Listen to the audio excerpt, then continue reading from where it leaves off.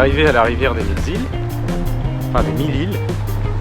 Bon, au final, on a trouvé parce qu'on avait mis rivière des 1000 îles sur le GPS et on s'est retrouvé dans la banlieue de Laval. Mais il n'y avait absolument pas de rivière et on n'a pas trop compris, donc au final on a mis une autre adresse sur le GPS et là ça a l'air d'être là. Marqué la rivière vous attend, le parc est ouvert. Oh, c'est bizarre.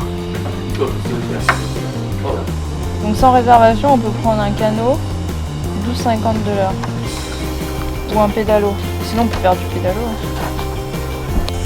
Allez go. On va faire du canoë sur la rivière des 1000 îles. C'est notre kayak. Alors j'ai dit, t'essayes de garder le cap et depuis on a dû faire un demi-tour déjà. Ça va Terry? En plus tu ramasses toutes les algues. Les gens ils vont voir la vidéo, ils vont dire ah mais Bastien il donne des ordres mais il fait rien.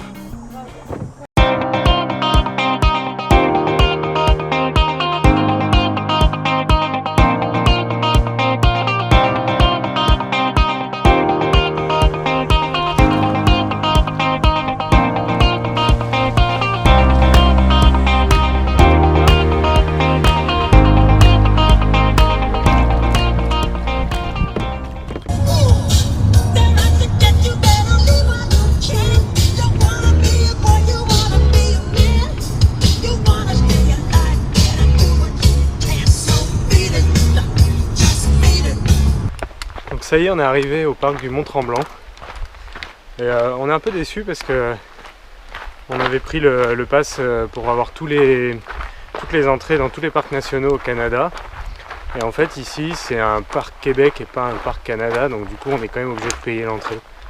C'est bon, 50 par adulte. Il faut le savoir quoi. Mais bon, normalement pour tous les autres parcs ça devrait aller. On devrait pouvoir utiliser notre pass.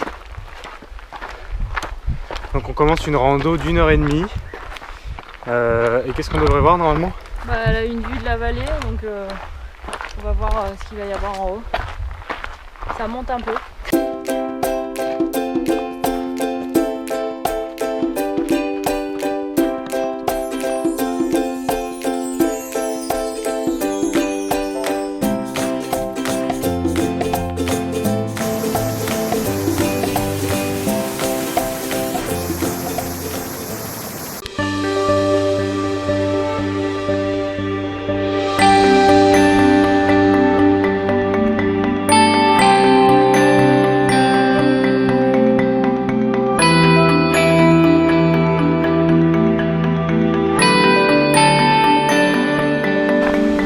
Bon, au final, on va pas s'éterniser au Mont-Tremblant parce que on est arrivé un peu tard aujourd'hui. Donc on a fait la rando du...